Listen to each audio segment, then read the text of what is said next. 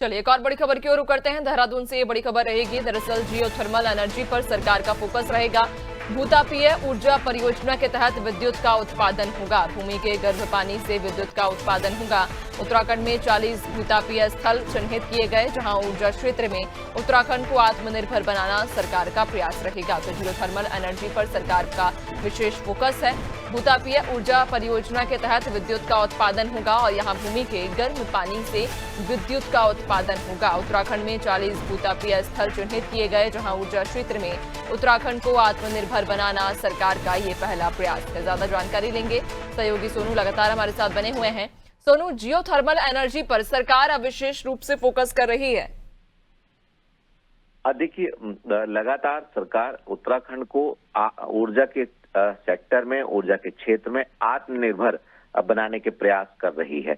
लिहाजा एक और जहां जल विद्युत परियोजनाएं हैं, उनकी संख्या बढ़ाकर उनसे ज्यादा विद्युत के उत्पादन पर सरकार फोकस कर रही है, तो वहीं सौर ऊर्जा से उत्पादित होने वाली विद्युत के दायरे को भी बढ़ाया जा रहा है और इसमें जो जन जागरूकता अभियान है वो भी चलाए जा रहे हैं। जहां तक भूतापीय ऊर्जा की बात है, अब सरकार ने इसके लिए भी एक नीति तैयार कर ली है और इसके नीति के ही तहत अब इस प्रक्रिया को आगे बढ़ाया जाएगा। चूंकि इसमें आइसलैंड के तमाम वैज्ञानिक पहले से ही अध्ययन कर रहे थे और अध्ययन के बाद कुछ स्थान जो है वो चयनित किए गए हैं और ये जो स्थान चयनित किए गए, यहाँ से जो भूमि का गर्म जल है उससे विद्युत उत्पादित की जाएगी। तो आप समझ सकते हैं कि 40 स्थानों पर जब विदेशी वैज्ञानिकों के अध्ययन के बाद अब इस प्रक्रिया को आगे बढ़ाया जाएगा, तो कहीं ना कहीं उत्तराखंड में विद्युत उत्पादन की जो मौजूदा स्थिति है,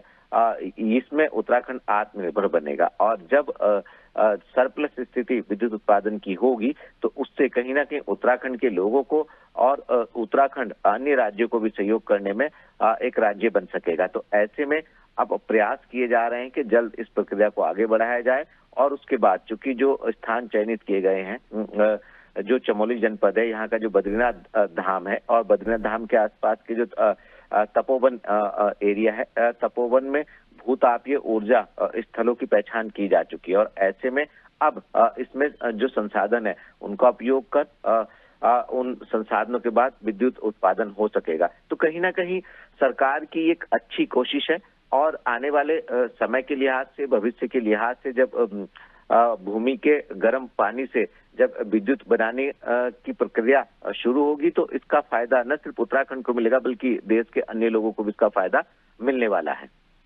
बिल्कुल, यानी कि अब जियोथर्मल एनर्जी पर सरकार विशेष रूप से फोकस कर रही है और ऐसे में अब इस परियोजना के तहत में विद्युत का भी उत्पादन होगा। बहुत शुक्रिया आपका, बने रहिएगा और भी आगे आपसे अपडेट्स लेंगे।